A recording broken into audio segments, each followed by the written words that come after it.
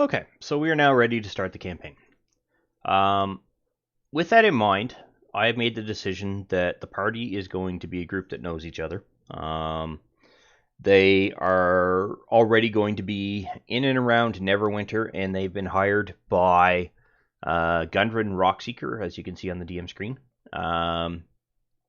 to escort a wagon down to the town of Phandelver, or city of Phandelver. I think it's a town. And the quest that they're going to complete is this Deliver Supplies quest, which I've already got open here, and it's called Meet Me in Phandelver. Now, they're not getting any experience points for this, but that's because there's a special provision for this. They are also going to meet Gundren and his escort warrior called Sildar Hallowinter in Phandelver once you arrive, or once the party arrives. And on arrival and delivery, they will receive 10 gold pieces each from Barthen's Provisions in Phandelver. So it's a market that's in Phandelver.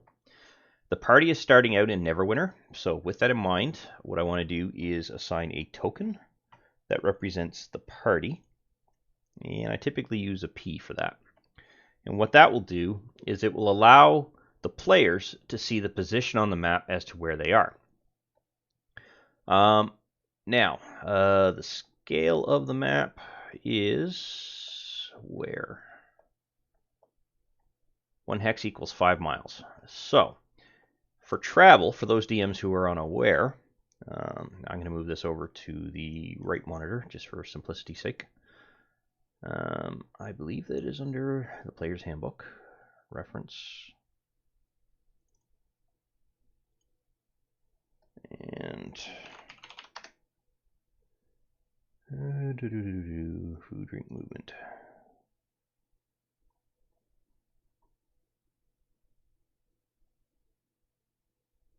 All right.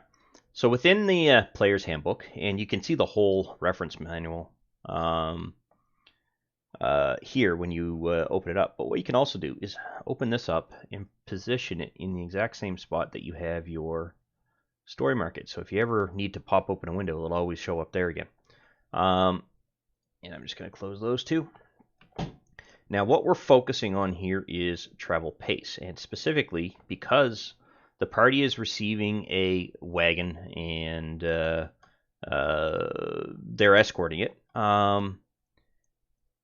It's possible that they're going to be walking, or it's possible that they're going to be riding, depending on whether they have horses or not. Now, this party, not overly rich, doesn't have a whole lot of money, so chances are they actually don't have any animals available to them. But the mount, or the wagon rather, all right, so wagons can't really travel that fast, but generally the pace is roughly this for a distance. So a normal pace would be 24 miles. Typically what that would mean is from Neverwinter you'd be looking at 4 and a bit hexes. The way I like to play it is that they can move 4 hexes along the road, and then they have to make time and effort to set up camp. It looks like there might actually be a grid of some kind here, but that just may be the way it's moving. So for a full day of travel with good weather, that's something I forgot to set up, is the weather options. Then they should be able to travel a good 24 miles. And I'm assuming non-mounted in this particular case. The cart is probably going to be escorted, or it's going to have an NPC controlling the horse. So the characters are not going to be controlling that in this case. And that backs up because the party is being asked to escort a wagon of goods, not move a wagon of goods. So that's the way I see it. Okay, so the party met Gundren Rockseeker upon seeing a request for employment on a particular travel or work board, bulletin board. And when the party went and talked to Gundren, he handed them, or his request was for them to escort a particular wagon of supplies down to a market store called Barthen's Provisions in Phandelver. And it's approximately 20, 40, 80 or so miles down the road. And unfortunately, this doesn't use kilometers. For those of you who do use kilometers, this is a miles-based. It's a US-based company that produces this thing, so it's all in miles. Excuse me. And upon delivery, he has indicated that each party member will receive 10 gold, and which is relatively straightforward, common for an escort request of this type, and may have additional work when they get to Phandelver, and in helping him secure some mining resources and whatnot. But I'm getting a little bit ahead of myself as the DM. So, as we can see on the DM screen, I've got the P referencing the player party, a P on the player map for those of you looking at the player screen, representing the party, and it's hovering over Neverwinter. So, the party is going to make the decision of, let's see, they're going to walk, they're going to escort the horse and buggy or the wagon with the supplies by foot, figuring it'll allow them to keep a better perspective on things, if you will, or eye out for things. And generally in good weather, they figure they'll probably get 20 to 24 miles. On bad weather, probably get, I would say, no more than 15 to 18 miles. So I will make the DM decision of stating 15 for bad, 20 for good, means they travel 3 hexes in bad, 4 hexes in good. Okay. So, I am going to very quickly pull up the weather table, because there is weather capabilities in here. So,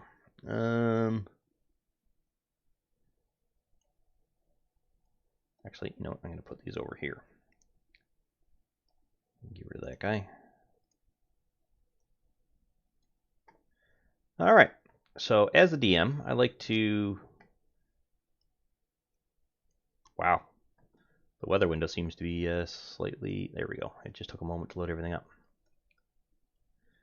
So it's the morning of the day they are departing. It is currently 10 degrees Fahrenheit, slightly cooler than normal, so it's a bit of a chilly day. In theory, there's no wind, so there's no breeze, so hence a little bit of the chill is just kind of settling in there. There's a little bit of light rain or light snowfall, which would go along with that. So there's an overcast look. There's a little bit of light rain at 10 degrees. There's no wind, however, so it's just like a slow drizzle as they progress through Neverwinter streets and the hustle and bustle of all of the people moving about, preparing for their day. Gundren gave them a lead for the horse, so one person will have to lead the horse forward. There is spots to sit in the wagon, but the wagon is very heavily laden, and the party themselves not entirely convinced. Let's make a roll for that. Let's see.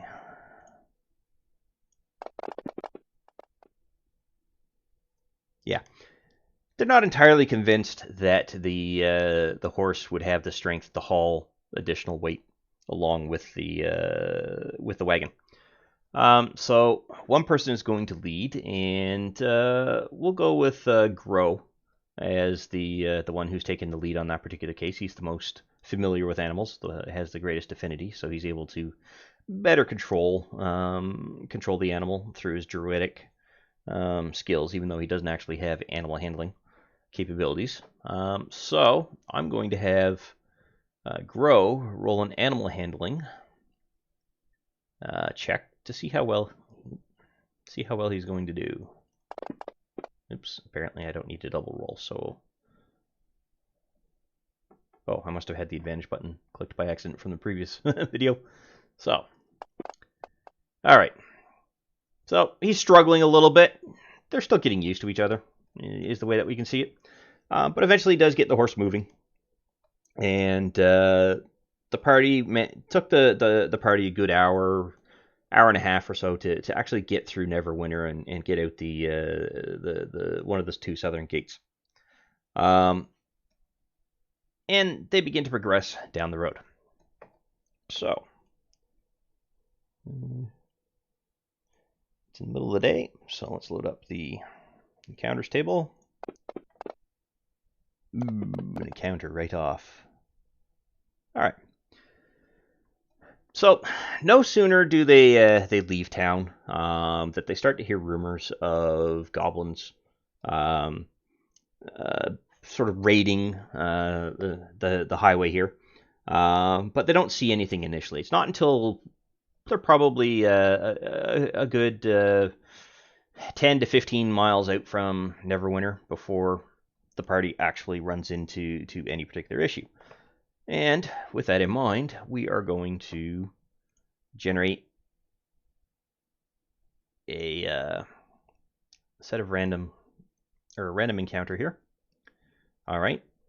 And for the DM, as you can see, it's already populated the experience points. It has already populated the challenge rating, which actually could be a bit of an issue for this particular party.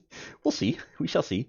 And it has gone through and created a placement group for us, which, because this is a world map, there's not necessarily the option to actually place them all here. The scale would just be a little bit construed. So there are two options. One, we can run this as Theater of the Mind, or two, we can run this on a custom map. Now let's see. Is there any map?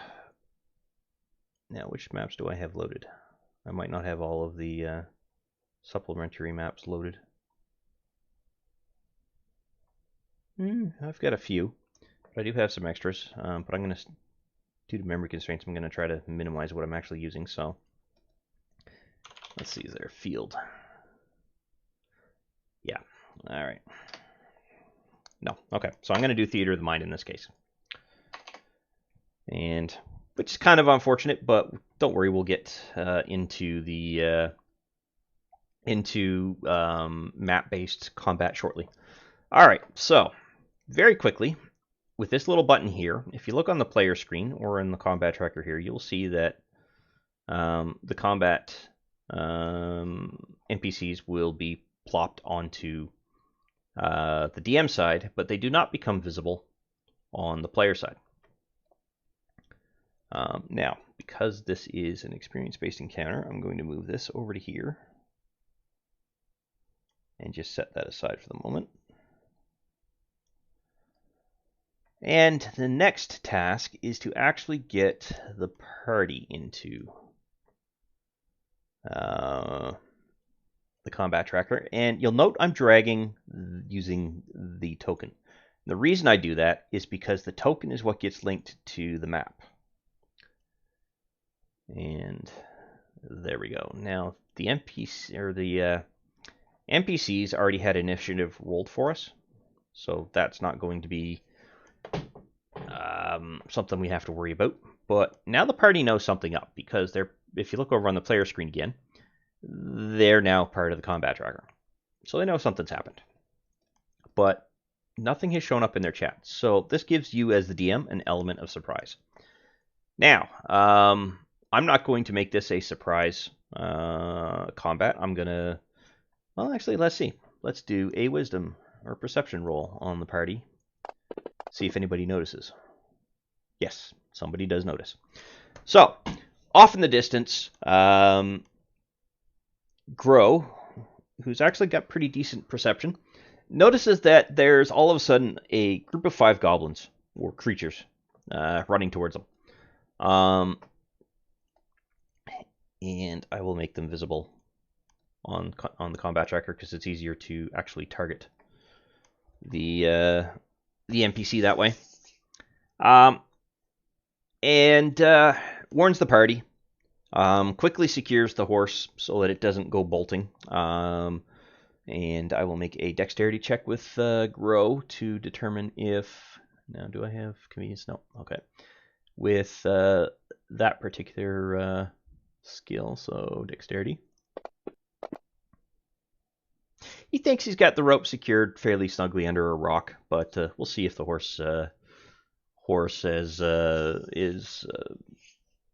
going to be smart enough to realize it's not necessarily secured in this case. So at this point, as the DM, I'm going to call for the party to roll initiative. Now on the player screen, on the main character tab, there is the initiative box here. And what I'm going to do is double click on that for each player.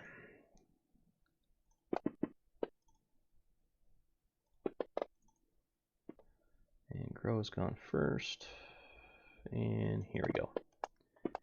And that's going to set the combat capabilities up. So Goblin 3 gets to go first.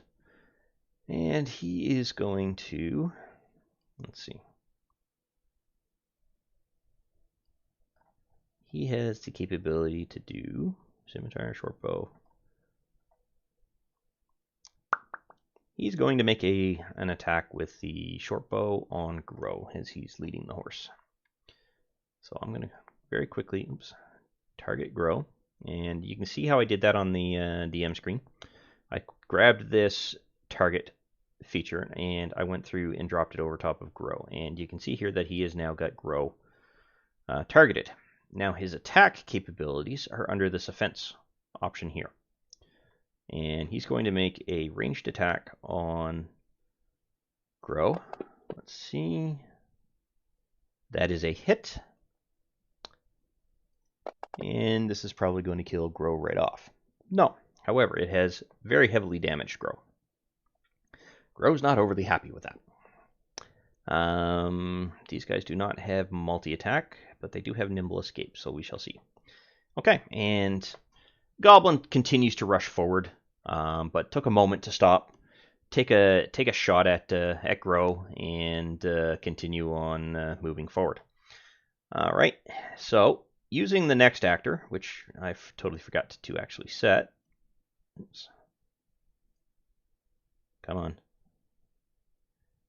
Sometimes this can be a bit finicky. I think I actually have to drop it. All right, there we go. So, for those of you who were looking at the player screen, you probably just heard a chime. I did enable desktop sounds. That chime is an indication to the player that it is their turn. That's actually the first time I've heard the chime, because I've always played it with the sounds turned off. So, Grow is going to take a look at his options here. And let's say that the goblins aren't entirely certain of the party. They're slightly frightened, so they are kind of clustering together a little bit. But what do I have for actions? So, no, I forgot to prepare. So I'm able to, actually I'm able to prepare pretty much all of these. And I think this is the one that I'm going to want to use. At this point, we'll say that the goblins are within a 50-foot reach of the party. They got that close before they were spotted. And Grow is going to target all of the creatures, because this is essentially an area of attack within the 15-foot cube stretched out. So he can pretty much attack all 5 if they're right behind each other. So to actually go through and target somebody, let's see.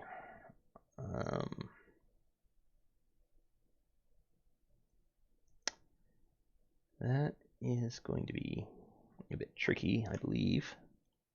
Yeah, there we go. So all I did there is I control clicked with the left mouse button on the actual goblins. And we can see here that Goblin 1, 2, 3, 4, and 5 are now selected. And I'm going to set that to action.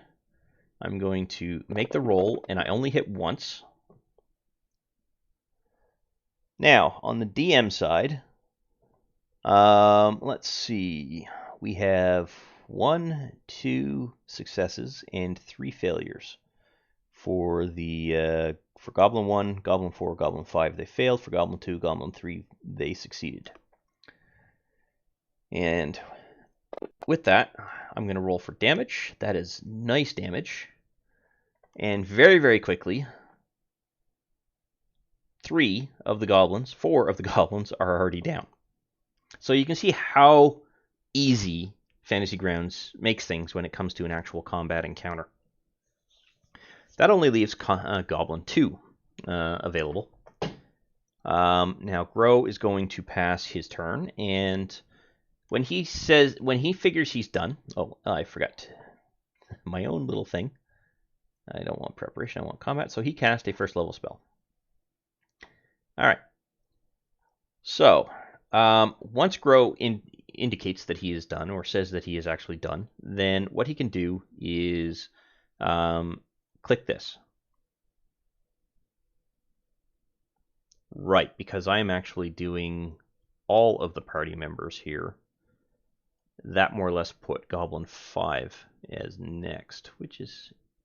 that is actually the next one. So Goblin 5 is next according to the DM screen, because the players don't know who actually gets to go first. I keep forgetting about that. The party sees their own initiative, but they don't see the NPC initiative, so they don't know the order that is in. And the only reason the NPCs are there for easy targetability if you're doing a theater of mind. Okay, so Goblin 5 is dying, so he can't do anything. So as a DM, I have to move to the next Goblin. Goblin 1 is also dying, so he also cannot do anything. Now Clever is able to go.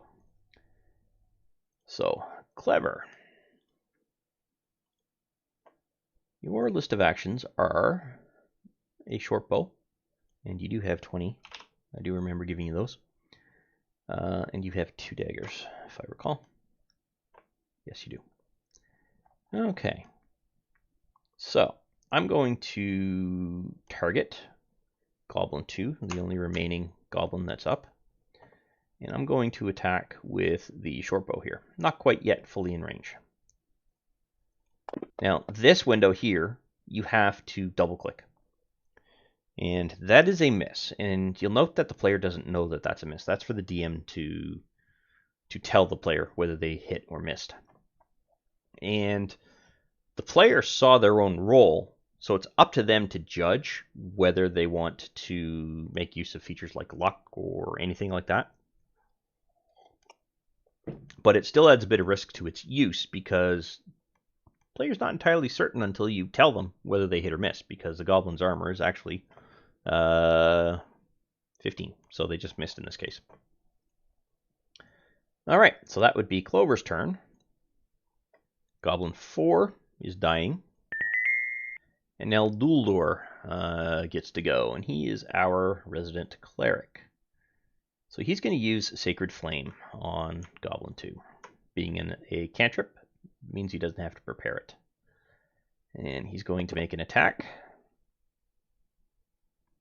That goblin failed, and he's going to take the full brunt of the damage. And as you can see, this whole encounter has gone through fairly smoothly. Grow has taken some hits, and he's hurting a little bit.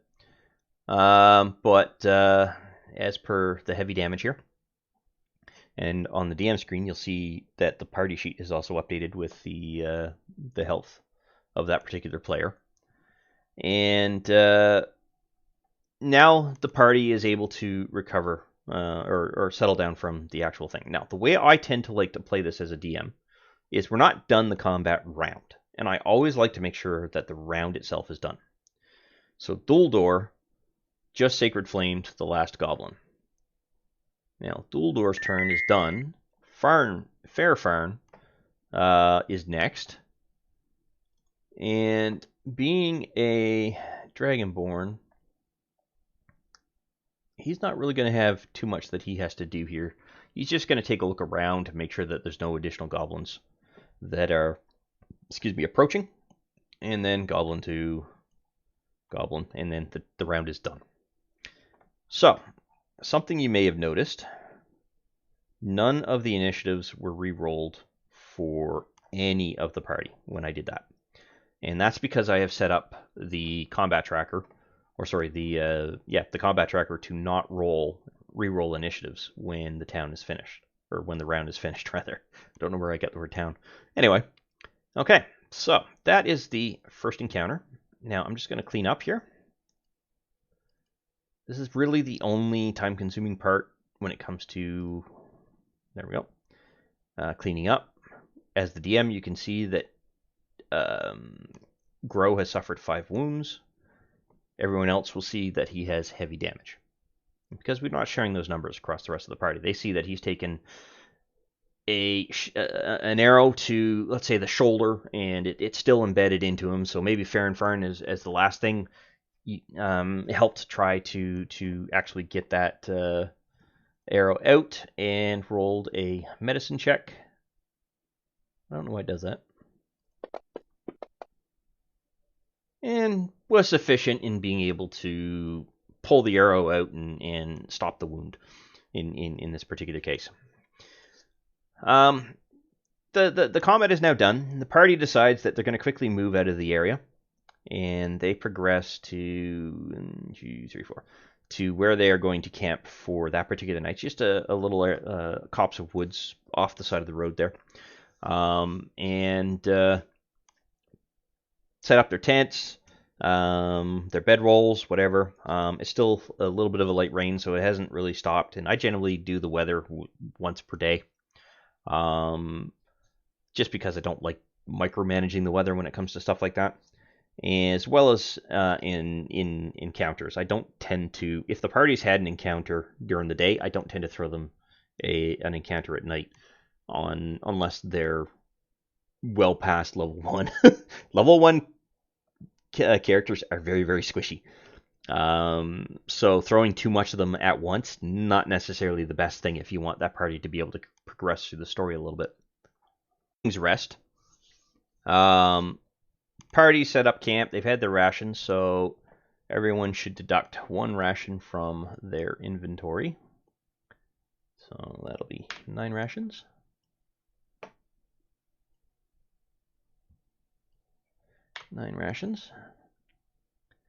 And I'm going to show everyone a little bit of a trick that I like to use.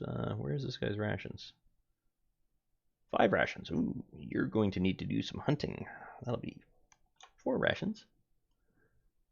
Now whose did I not deal with? That would be you. So 9. All right.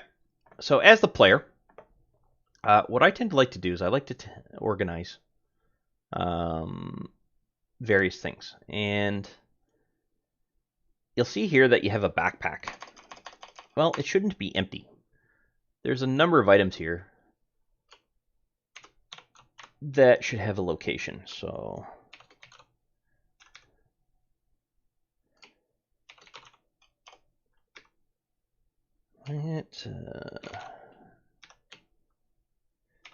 now you'll notice that anything that goes into the backpack here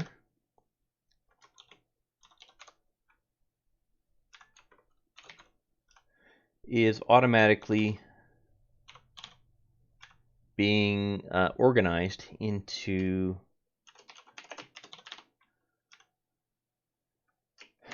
the item, and I'll show you that in a moment. Nice fall.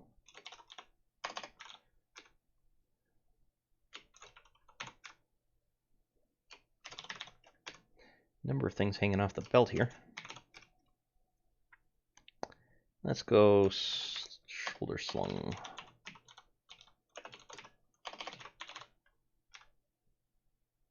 Rations. How do you only have 2? Oops. And see that everything's showing up in the backpack here. So yeah, that's 3 rations, not that should be 4 rations. Did he have 2 sets of rations? No, I must have reduced that too much. All right, scale mail. Worn, tinderbox, backpack. I tend to go right hand and backpack for that. So you'll see here that everything's been organized into the backpack, on the belt, over the shoulder, and the quivers are in there. Things like that. Now, the reason for that is if you drop the backpack for some reason, all the items that are in it automatically come off your character and your weight drops. So we put that back on. It's now carried. Your weight goes back up. And the reason for that is it's very handy that if you lose an item and that item is holding more items, you've lost all the items associated with it, and it becomes easy to manage from a carrying, not carrying, lost, or whatever. And so over time, I'll go through and do that to the other three characters as well. But I just wanted to point that out from a player perspective, that it's actually quite useful to go through and set up an organization to your inventory. All right, so the party is going to go through a long rest. Now, how you do a long rest is done through the DM. And it's done through the combat tracker specifically. And essentially it's this menu here. If you click that, there are various options that show up. So there's an effects option down here at the bottom, and I don't know why it's slightly off the screen. There's an initiative roll. So if you wanted to go through and roll initiative, this is what you can do. I do not know why this is a padlock for the rest features, but there's a short rest and a long rest. So a short rest is typically for an hour. And any skill that is used that has been properly configured, when you execute this rest, if it recovers after a short rest, then they'll be able to make use of that. And it will automatically re-enable that feature or that skill so that it's usable for the character in the combat sheet.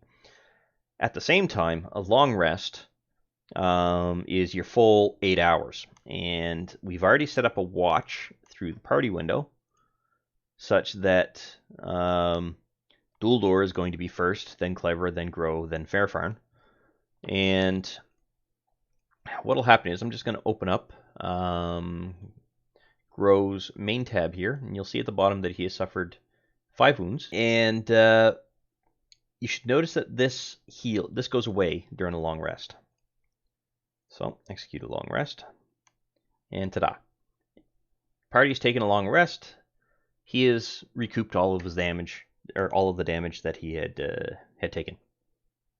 Okay, so the morning awakens once again. The sun comes up in the morning, and let's see what the weather is going to be for today. I'm going to move these out a little bit further so I can just do a quick roll.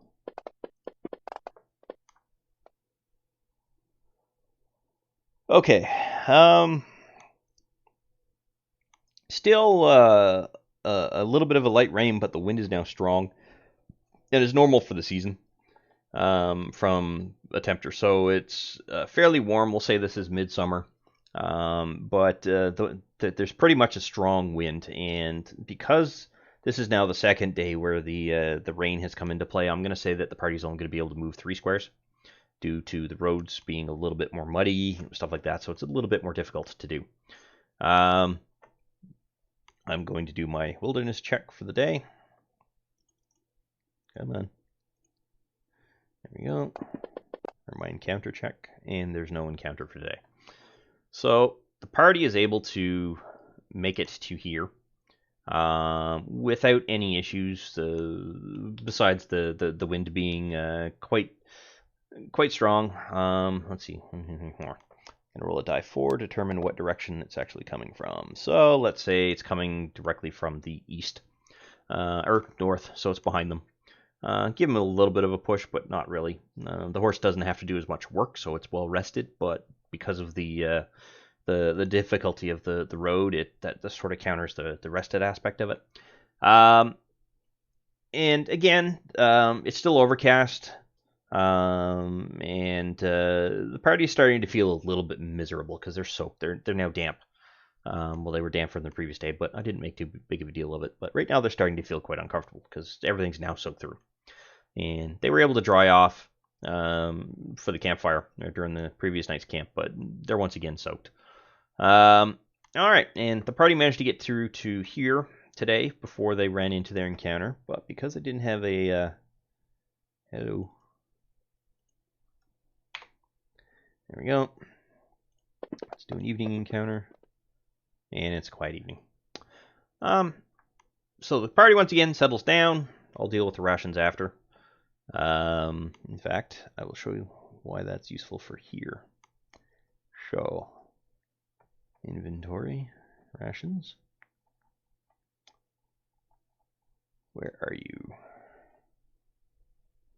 1, 2, 3, 4. 24. So you can't actually change anything here, but you can very quickly see who has what. And why do you have 2 still? What is up with that, Durham?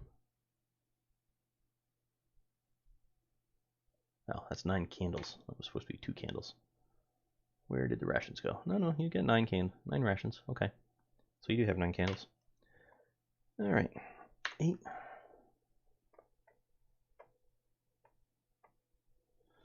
Alright. Clever. You have 3. So we may have one of the party members go through and do a hunting, see if they can find any food. Now the party has gone through another night, uneventful. Let's see if the weather's changed for them.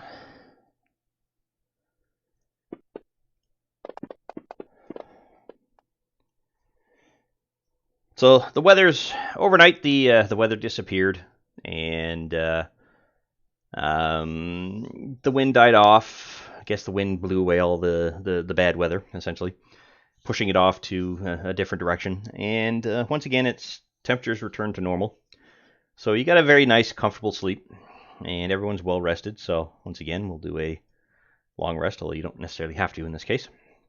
And the party has decided to see if they can make up for lost time, but the roads themselves are still a little bit wet. They haven't yet dried off. So I'm going to make a decision roll as to whether... Oops. Yeah, okay. They may be able to push through. All right, so 1, 2, 3, 4. So halfway through the day, they come to the intersection where they make their way off towards Phandelver. And at this point,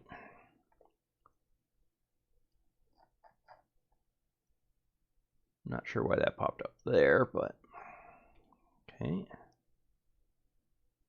I generally have this event kick off after they've made the turn, just simply because it's nice and convenient for them.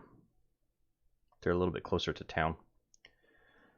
Although, it's funny that they say about half a day when it's down to here. Okay.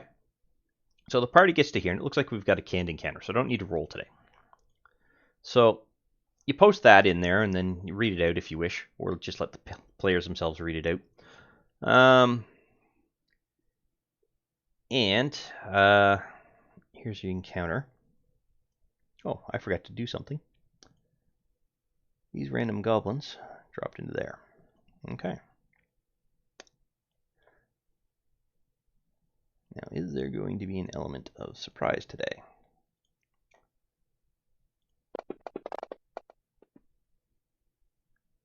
No. Nice perception there, Gro.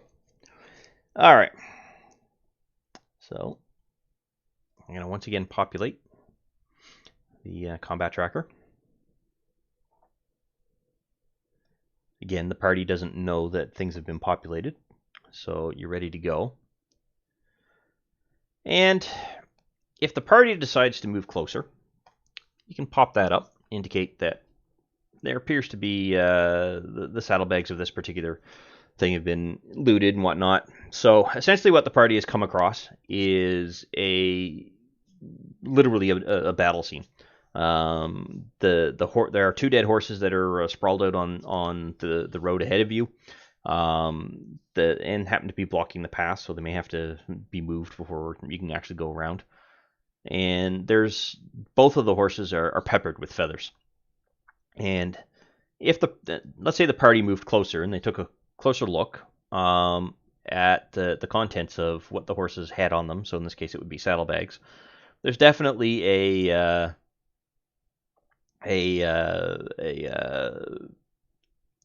looted set of saddlebags here.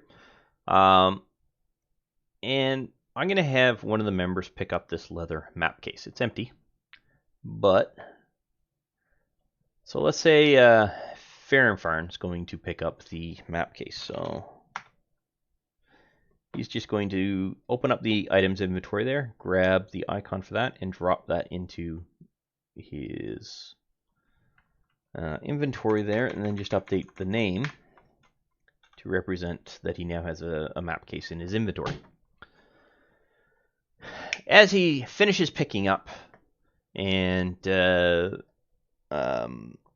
slots the map case into his backpack, Grow all of a sudden calls out, "We're under attack!" So the party now has to reroll initiative. Now, you can actually have the players do it all, or I'm going to have to move the combat tracker, make it a little bit more accessible here. So what I'm going to do is flip. Oops, I'm going to temporarily move this to there. Move this here.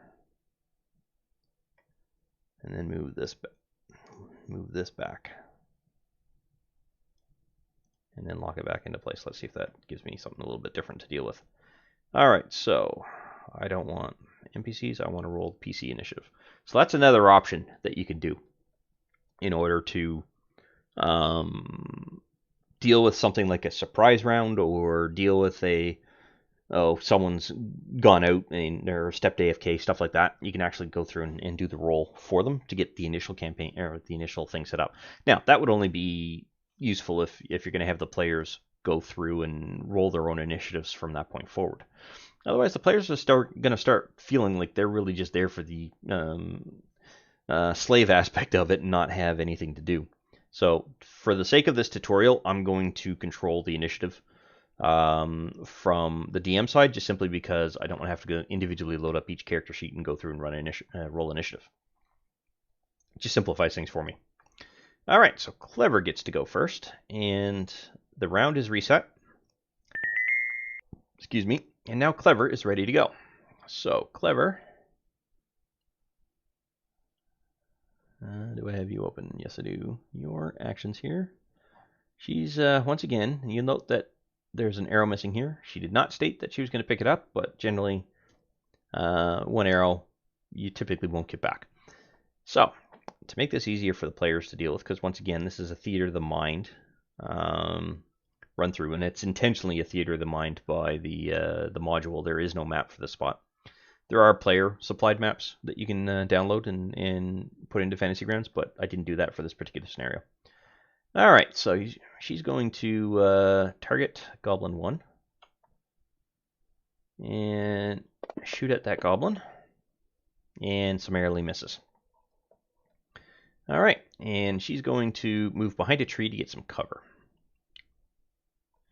Goblin 1 is going to attempt to return fire. And I'm just going to minimize. Interesting.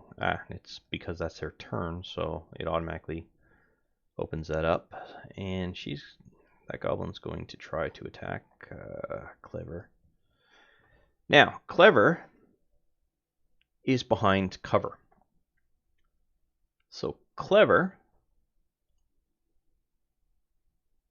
oops, not the right screen, needs to add a modifier. Oops. Yeah. So now that's for an attack. So rather, the goblin has to add a modifier if he's going to continue to attack Clever. Why are you not targeting her?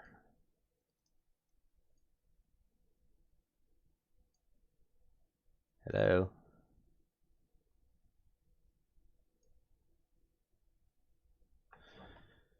Why is that not targeting?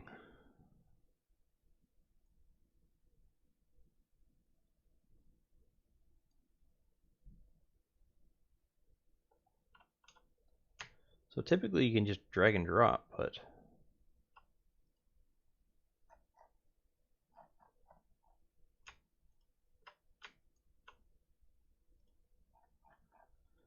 I'm not sure what's going on here.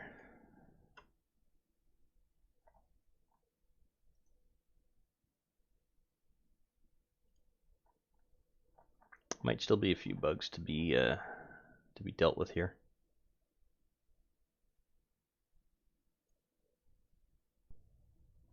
Now I saw that something got moved here, but I'm not sure as to why that is. So what happens if I do this? No, okay, so she's just targeting herself. And let's just untarget, see if that's the reason for this. No. Yeah, I'm not entirely certain. So there's a different way that you can do this. You can actually go through and roll it that way. And that was a miss. And again, I used a short bow. So the next one is Goblin 7. He's also going to, oops, 1 second here. Once again, she's behind cover from his angle. I'm going to drop that on Clever. And that is a hit. So Clever suffers a little bit of damage. Luckily, it's only a few hit points. Okay.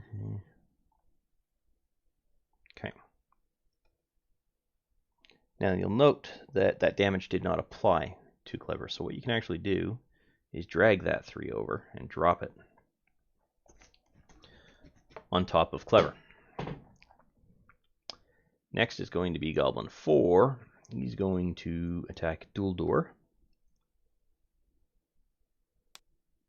with a short bow, because it's not quite in range yet. And that is going to be a hit, doing 5 points of damage to Duldor. Now Duldor gets to go. So Duldor is going to run at Goblin 4 and attack Goblin 4. So Duldor is going. Now, the reason I'm clicking up there is it's not going to necessarily apply for the attacks, but definitely during combat it would apply. So Duldor is going to Sacred Flame that particular goblin rather than rush for it. And I don't believe that goblin takes any damage. Yep, okay.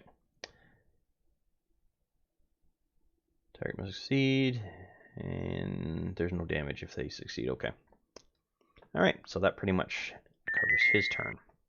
Now Grow. Grow is very upset. And Grow got all of his spells back. But they're not grouped in this particular case. So he is going to, that's really only going to do any of that. So he's going to run up to Goblin 1 and attack that with the scimitar. And that is a miss. This party is not doing well. And then Fairfarn is also going to, let's see.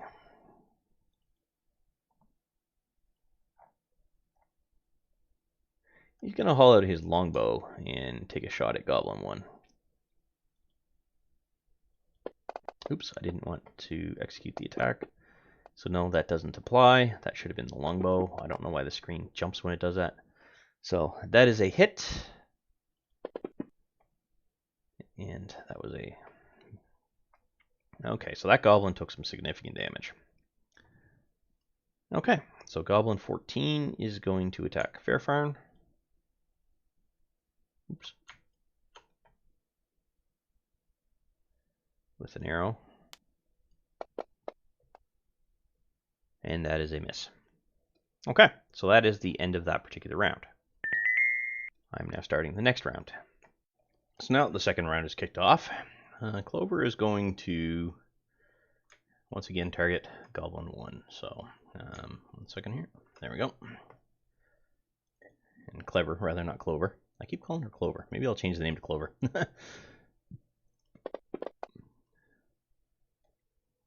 Alright, this time she hits. And does 5 points of damage to Goblin 1, who takes that arrow in the face, and as a result, right in the eye, knocking it down to the ground. And from a DM's perspective, this wasn't clear when I first started DMing, but NPCs don't get to make saving throws. So dying means that NPC is technically dead.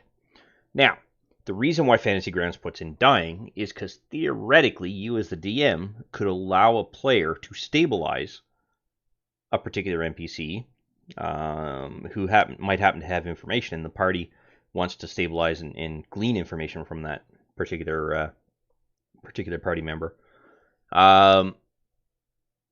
Then it gives you the option to do so rather than flat out dead. Now, there is the chance that an NPC will go completely dead in the sense that they've suffered so much damage that it exceeds both their total hit points and the negative value of that total hit points. Okay.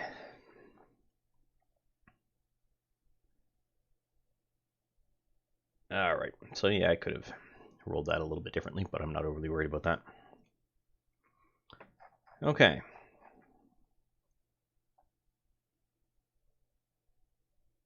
So, and when you're unsure of a particular rule, this will actually link you to a particular page. So if you click these, generally it will do so. All right, we are in Goblin Ambush. There we go.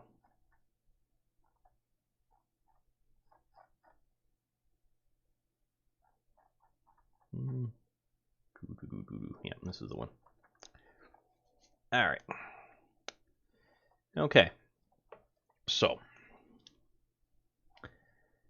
that finishes her turn. You are dying. Goblin 7.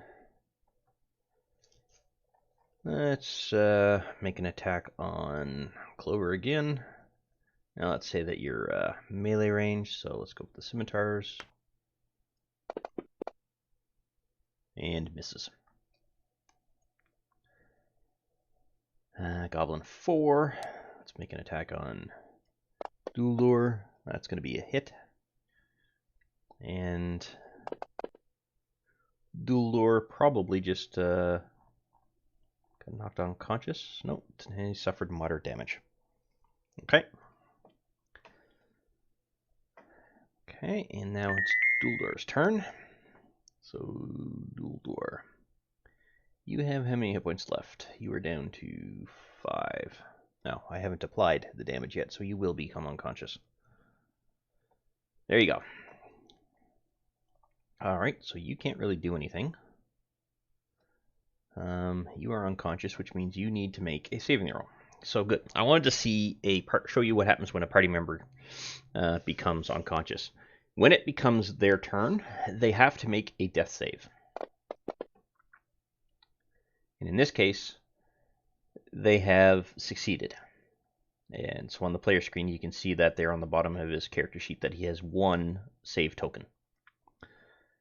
Now, one of the other party members could theoretically go over and stabilize him, and in fact, that's what Grow is going to do. So Grow,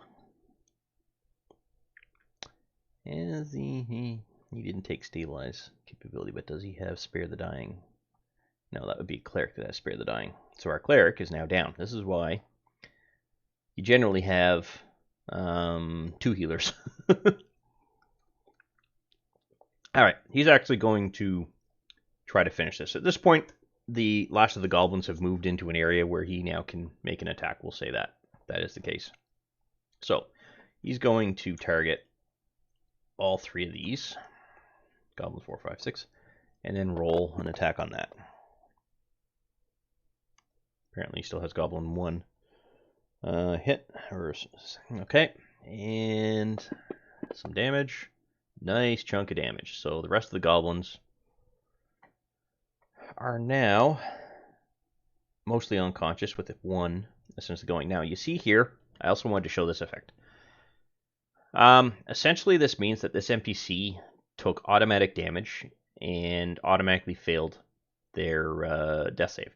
Now typically that only applies to PCs, not to NPCs. So it really isn't applicable in this case, but I just wanted to point that out. Now, Fairfarn is going to release and attack that one. Fairfern, he's going to use his breath weapon. I'm going to show you how this works. So he's going to cast the breath weapon.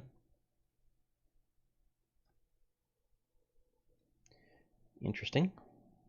Why did that not roll damage?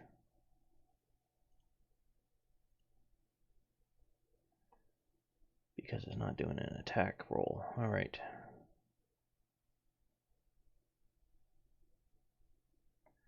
So the DC is for saving throw. The saving throw equals 8 plus your Constitution modifier plus your proficiency bonus. So 8 plus 3, which is 11, plus your proficiency bonus, which is 2. So that is 13. So back to actions. And that should be 8 plus ability, which is con, plus proficiency, plus bonus. So there's no bonus. All right. Have fun success. And this is... it's kind of a ranged attack, I guess. But...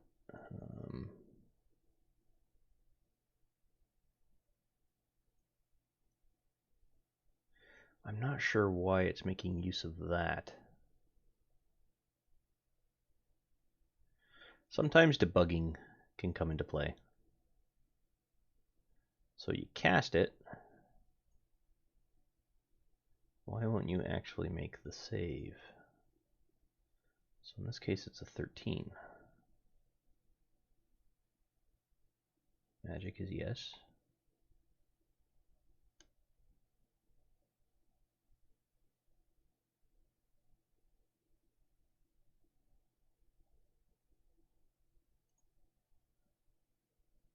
It's not triggering that goblin to make a saving throw. So I'm going to have to look into that. So I'm going to have to circle back to that and deal with that. So if that's the case, he's just going to shoot it with a longbow for now. And that's going to be a miss. All right. Now Goblin 14 is the only one left. He's going to attack Fairnfarn. He is now up close and personal. Moving into place. Or rather moving into position. And hits. So that's the other thing, is you can drop the damage right on top of Fairfarn rather than rolling it, just double clicking it and rolling it. Okay. Now for the start of the next round. That would be Clever. Gonna make, she's gonna rush in and make a short sword attack. So Goblin 1 is no longer there. Oops. And Goblin 14 is the only one around. Stop. There we go. Okay.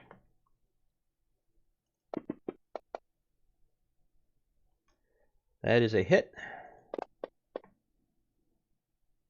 And now that goblin is dying. So that ends the combat, but you're done, you're done, you're done. What's going to happen here is Duldor has just rolled his other thing, so I wanted to point that out. When a player is unconscious, their character will automatically roll a death save. The reason it didn't do it the first time is because I hadn't actually applied the damage and knocked that character down. So in this case, he has 1 success, 1 failure, but Grow is going to come in and stabilize. So what stabilizing means is that Grow is going to wander over and run a medicine check here.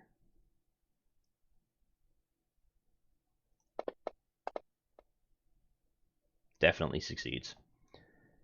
And therefore, the effect on Grow is now going to be stabilized. Sorry, on Duldor is going to be stable.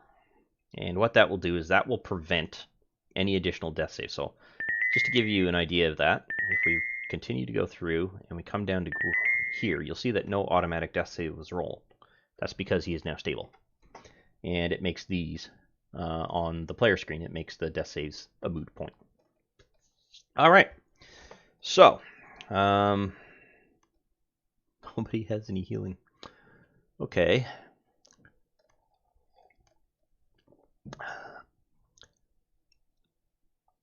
All right. So, you now have 1 hit point. So, eventually, Duldor wakes up after becoming stable, and you guys go through a short rest here. So, I'm gonna run that through. So, a short rest means that you're gonna roll 1 hit die to recover some hit points, and you'll see that he is now recovered a little bit in the way of his hit points back.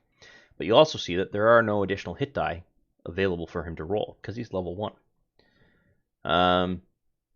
And as a result, he's going to have to go through and recover that hit die during a long rest.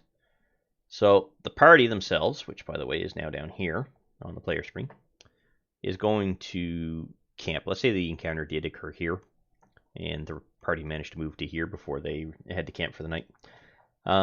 During a long rest is when the rest of the party is going to recover their hit points. But let me go through and clean up the combat tracker here.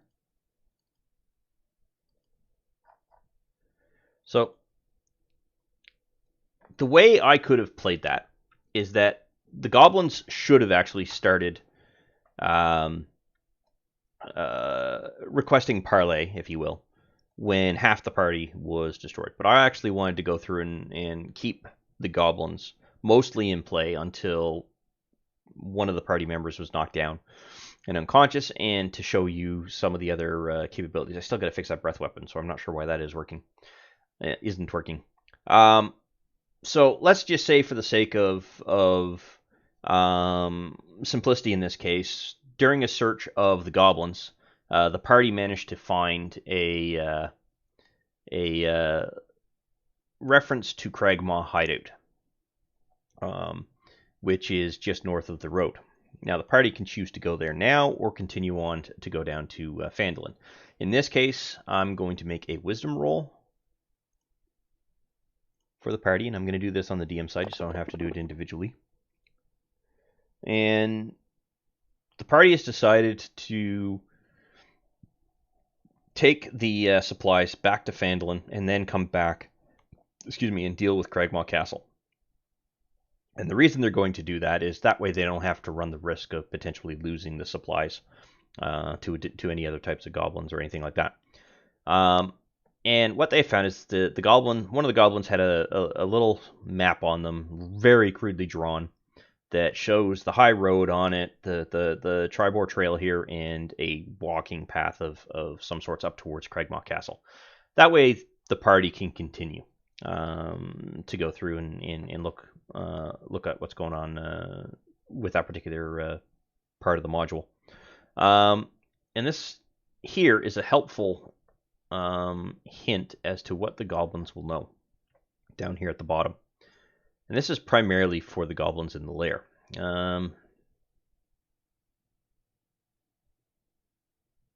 Right. And that's for the, I don't know why this is here when that actually is information about the other, the actual ambush. Okay. So, party's going to rest here, get a long rest. And now you'll see that Duldor on the player screen has recovered his hit die. There's a certain number of hit die that you can actually recoup over a specific period of time. And once again, let's do a encounters check. No encounter for today, which is going to be good. And the weather.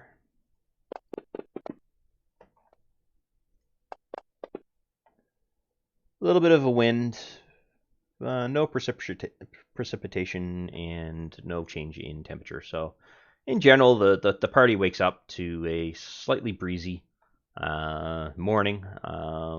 Takes care of their rations. So that's now 2 days of rations gone. So I got to knock 2 off. So that means 6, and the party's going to have to buy rations when they get to Phandelver in order to recoup. Otherwise, Clever here isn't going to be able to have any rations of her own. She's going to have to start sharing. So 6. And none of the party members really have the ability to hunt. There's a survival trait on Grow, but he hasn't really made use of that yet. Okay. All right. So 1, 2, 3. So now that the party has arrived at Phandelver, I'm going to stop this video here, and the next video will be what goes on within Phandelver.